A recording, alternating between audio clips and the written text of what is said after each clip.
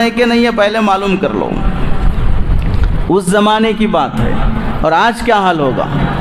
اب اس بات کو صحیح سمجھے بغیر بعض مسلمان یہ کہتے ہیں کہ ہم اپنی اولاد کو نہیں پڑھانا کیا، ہم اپنی اولاد کو نہیں پڑھانا کیا، کون بول رہا نہیں نکو پڑھاؤ؟ لیکن پڑھانے کا یہ طریقہ جس میں غیروں کے ساتھ بیٹھنا پڑ رہا ہو، بے پردگی ہو رہی ہو، وہاں پر آزو بازو کو ایجوکیشن کا سسٹم ہو، یہ پڑھانے کا طریقہ کون سکھایا؟ اسی کو ایجوکیشن کے ساتھ کوئی بنتا ہے۔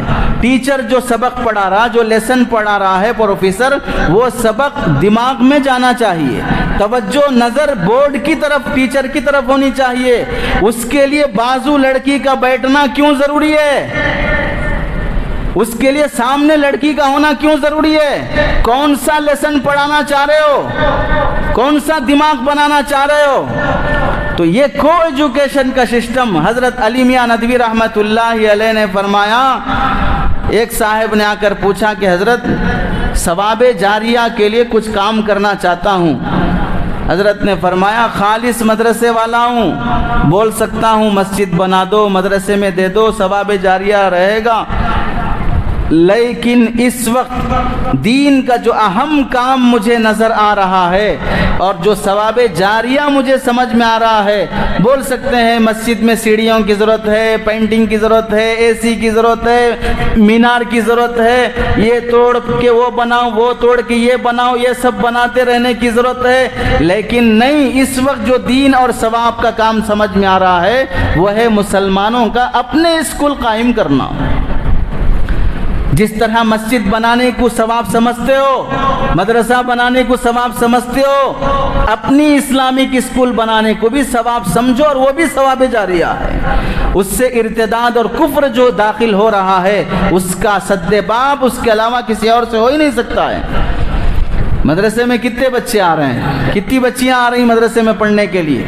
2 سے 3%۔ باقی کتنے فیصد مسلمان لڑکے لڑکیاں اسکولوں میں جا رہے ہیں؟ وہاں انہیں کفر اور شرک سے، ارتداد سے بچانے کا نظام کون رکھ رہا ہے؟ کہیں کہیں تو صرف لڑکے لڑکیوں کی شکایتیں نہیں، کہیں کہیں تو اسٹوڈنٹس اور ٹیچر کی بھی شکایتیں ہیں، کہیں کہیں تو لڑکیوں کی عزت اور ان کا دامن تو خود اس کے پڑھانے والے پروفیسر کے ہاتھ سے صاف ہو چکا ہے۔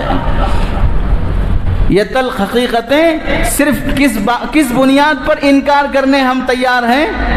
ہماری بچی ویسا نہیں کرتی، بس کچھ تو بھی رہن دو، سماج میں کچھ تو بھی ہوتا رہن دو، لیکن ہماری بچی ویسا نہیں کرتی۔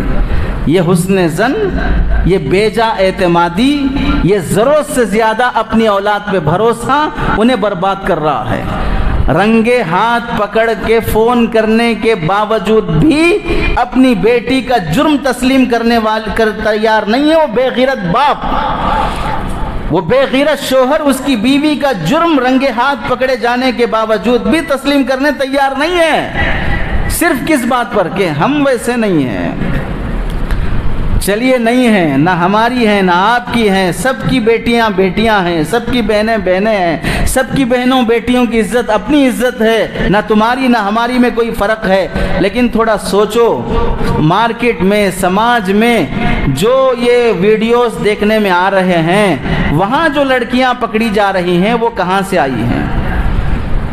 بارش کے قطروں سے ٹپکی ہیں، زمین کے اناج سے اگی ہیں، یا امریکہ اور برطانیہ سے آ کے یہاں پر بسی ہیں؟ کس کی ہیں؟ چلو پھر بھی نہیں سمجھ میں آ رہا ہے تو بلا تکلف، بے جھجک، دل پہ ہاتھ رکھ کر، تم میں سے کتنے نوجوان ایسے ہوں گے جن کی کوئی نہ کوئی گرل فرینڈ ہوگی؟ کہاں سے آئی؟ جبرائیل کو بول کے منگوا لیے۔ اب بھی اگر حقیقت تسلیم نہیں ہے کہ سماج کی بچیاں ہی آوارہ ہو رہی ہیں، اب اس قوم کا اللہ ہی بھلا۔ اب بھی اگر